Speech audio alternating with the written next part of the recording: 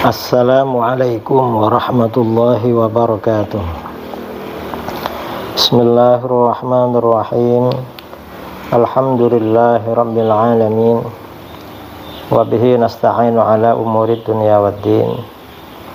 Wassalatu wassalamu ala ashrafil anbiya wal mursalin Sayyidina Muhammadin wa ala alihi wa sahbihi ajma'in, amma ba'du. Saudara-saudara kaum muslimin dimanapun Anda berada, beberapa waktu yang lalu sahabat saya Al-Ustaz Habib Ahmad Al-Habsyi mengirim video ada Ustadz Wahabi membid'ahkan mengusap wajah setelah sholat. Karenanya edisi kali ini kita akan membahas hukum mengusap wajah setelah sholat dan doa. Bid'ahkah? Apakah termasuk bid'ah? Untuk menanggapi fitnah dari Wahabi itu. Nah, mengusap wajah setelah sholat hukumnya sunnah, bukan bid'ah. Dasarnya mana?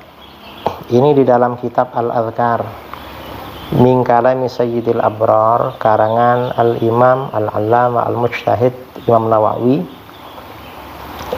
Imam Nawawi mengutip sebuah hadis, wa rawaina fi kitab ibn sunni an Anasin radhiyallahu an qala kana Rasulullah sallallahu alaihi wasallam idza qada salatahu masaha jabhatahu biyadihil yumna thumma qala asyhadu an la ilaha illallahur rahmanur rahim Allahumma adhhiba 'annil hamma wal hazan.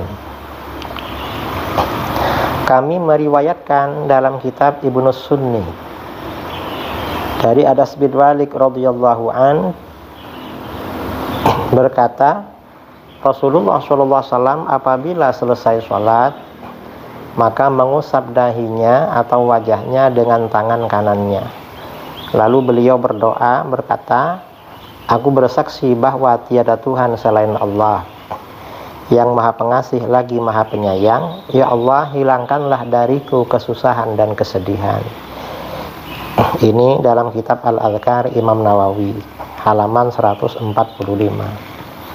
Hadis di atas diriwayatkan oleh Ibnu Sunni dalam Amalul Yaum wal Lailah, Imam At-Tabrani dalam kitab Ad-Du'a dan kitab Al-Mu'jamul Awsat, kemudian Al-Bazzar seperti dalam Kashful Astar, Abu Nuaim dalam Hilyatul Auliya dan lain-lain.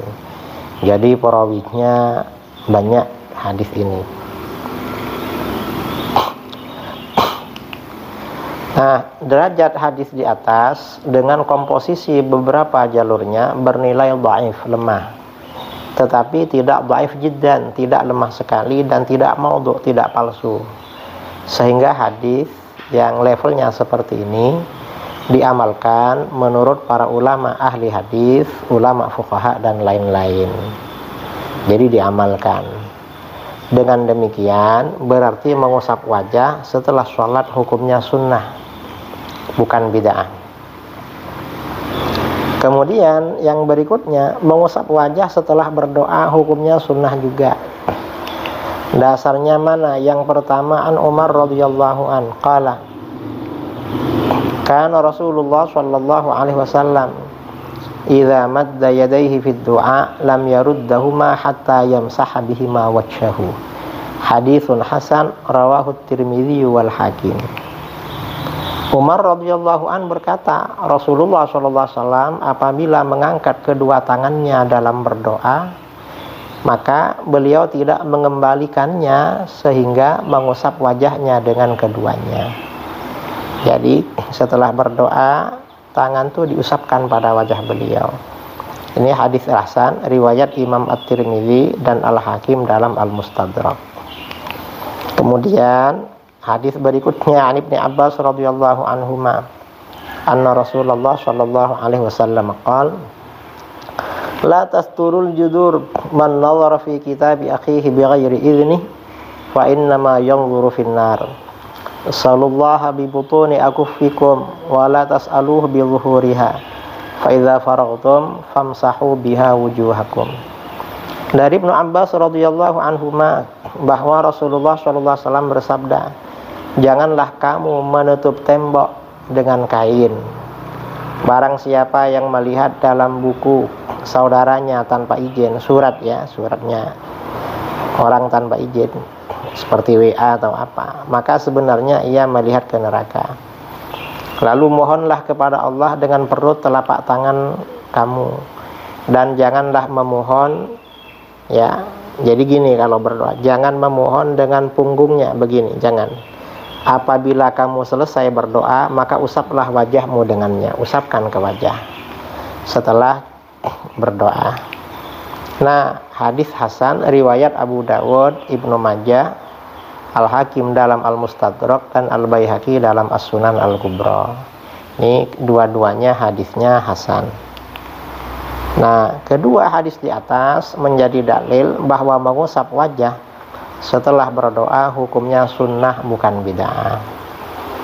Ya, namanya sunnah, gak melakukan gak apa-apa, tapi jangan menyalahkan yang melakukan karena sunnah. Sekian, mudah-mudahan bermanfaat. Assalamualaikum warahmatullahi wabarakatuh.